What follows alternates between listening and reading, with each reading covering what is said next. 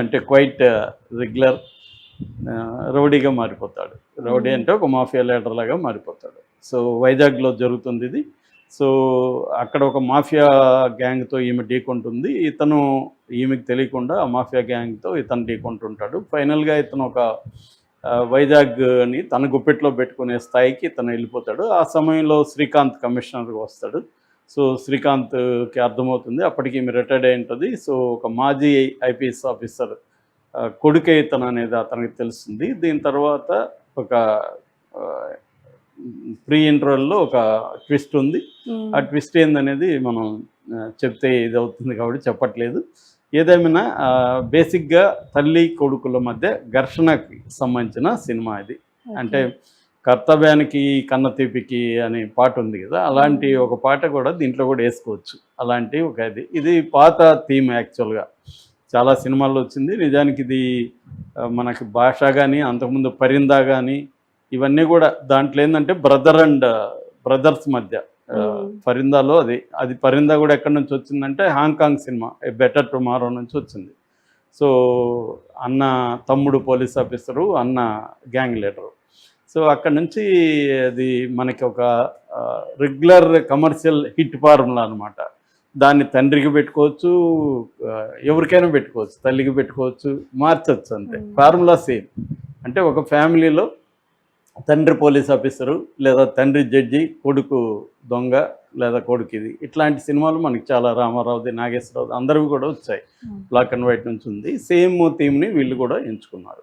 అంటే మనకి ఇదేమన్నా చెప్తే కథలు ఎక్కడి నుంచి వస్తాయి సార్ అని అడిగితే కరెక్టే. కథలు పాత కథలనే మళ్ళీ తీసుకొని మనం వండుతుంటాం కాంటెంపరరైజ్ చేసి. సో ఇది బేసిక్‌గా కథ.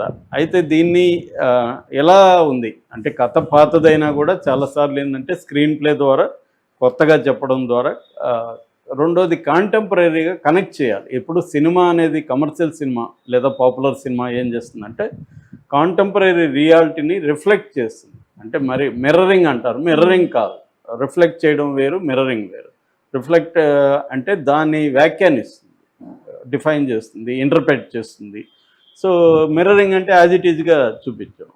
సో అందువల్ల సినిమాకు ఉండే గొప్ప విషయాల్లో ఒకటేందంటే మిగతా అన్ని ఫార్మ్స్ ఆఫ్ ఆర్ట్ కంటే కూడా సినిమా మన సమకాలీన సిచ్యువేషన్ని ఇమ్మీడియట్‌గా పట్టుకోగలుగుతుంది ఆ రియాలిటీని. సో అందుకని పాత కథ అయినా కూడా దీన్ని ఇవాళ కాంటెక్స్ట్‌లో ఎలా తీశారనేది వెరీ ఇంపార్టెంట్. సో ఆ యాంగిల్‌లో డైరెక్టర్ కొంత సక్సెస్ అయ్యాడు, కొంత ఫెయిల్ అయినట్టుగా మనకు కనబడుతుంది. ముఖ్యంగా ఫస్ట్ హాఫ్‌లో వీళ్ళిద్దరి మధ్య తల్లి కొడుకుల మధ్య ఉన్న సీన్స్ కానీ, యాక్షన్ సీక్వెన్సెస్ చాలా బాగా చేశారు. ఇవన్నీ కూడా బాగుంది. స్క్రీన్ ప్లే ఫస్ట్ హాఫ్‌లో ఇంట్రెస్టింగ్ అనేది తీసుకెళ్లారు. ఇంటర్వెల్ తర్వాత పోస్ట్ ఇంటర్వెల్ యాక్షన్ సీక్వెన్స్ కూడా వండర్ఫుల్గా చేశారు. ఇంట్రొడక్షన్ సాంగ్ కూడా పర్వాలేదు విజువల్గా, అంటే వినడానికి ఏం లేదు కానీ విజువల్గా బాగానే ఉంది. అయితే సెకండ్ హాఫ్లోనే డైరెక్టర్ ఫెయిల్ అన్నట్టు కనబడుతుంది. అంటే ఎప్పుడు కూడా మన కమర్షియల్ డైరెక్టర్లకి అందరికి కూడా ఉండే గండం సెకండ్ హాఫ్. ఎందుకంటే హ్మ్. ఫస్ట్ హాఫ్లో పెద్దగా కథల ఉండదు కాబట్టి మామూలు రొటీన్ ఇండియన్ సినిమాల ఫార్మాట్ ఏంటంటే ఒక హీరో ఇంట్రడక్షను, ఒక ఫైటు, ఒక సాంగు, ఒక రొమాన్సు ఇట్లా సరదాగా నడిచిపోతుంది. ఇంటర్వల్‌కి ముందు ఒక ఒక యాక్షన్ సీక్వెన్స్, ఇంటర్వల్ బ్యాంగు. అంటే ఇంటర్వల్‌కి ముందు ఒక 10 నిమిషాలకు ముందు కథని స్టార్ట్ చేసి ఇంటర్వల్‌లో ఒక బ్యాంగ్ ఇచ్చి అసలు కథ అంతా సెకండ్ హాఫ్‌లో పెట్టుకుంటారు. This is the formula. So ఈ ఫార్ములాలో ఫస్ట్ హాఫ్ మనం కూడా ఆడియన్స్‌కి కూడా ఇంకా మనకి మన అదేమంటారు మన ఓపిక ఇవన్నీ నశించుండవు. హ్మ్. కాబట్టి సరదాగా చూస్తాం. సెకండ్ హాఫ్‌లోనే మనల్ని ఎంగేజ్ చేయగలరు. ఎందుకంటే ఇంటర్వల్ పాయింట్‌కి ఒక హుక్ వచ్చుంటది. ఒక బ్యాంగ్ వచ్చుంటది. సెకండ్ హాఫ్ ఎలా జరుగుతుందని ఒక హై మనకిస్తారు. హ్మ్. మనం అప్పటికి కొద్దిగా సగం అలసిపోయి ఉంటాము. అప్పుడు ఉండడమే కరెక్ట్. దాన్నేమంటారు ఛాలెంజింగ్ విషయం. అక్కడ ఇతను ఫెయిల్ అయ్యాడు డైరెక్టర్. సెకండ్ హాఫ్ పరమ రొటీన్‌గా ఉంది. ఎక్స్‌పెక్టెడ్‌గా ఉంది.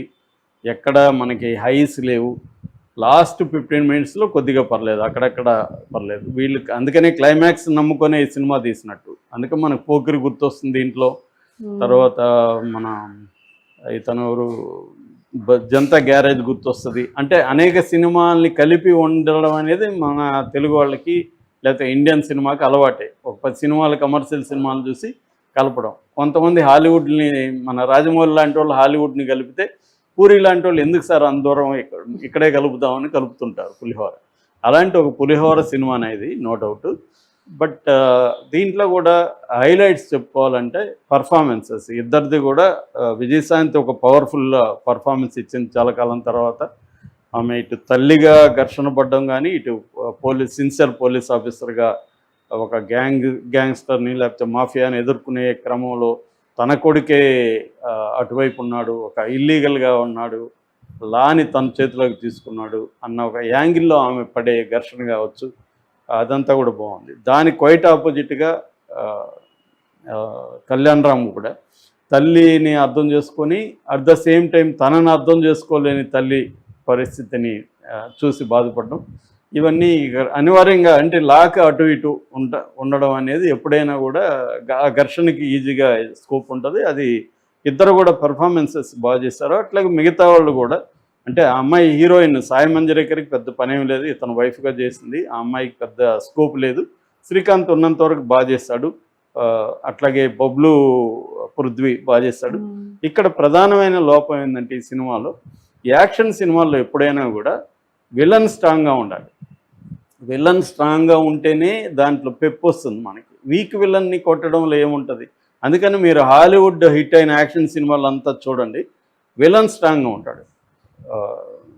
హీరో విలన్ని ఆపకపోతే ప్రపంచం నాశనం అయిపోవడం, లేకపోతే గ్రహాలు మునిగిపోవడం, లేకపోతే ఇంకోటో జరుగుతుంది.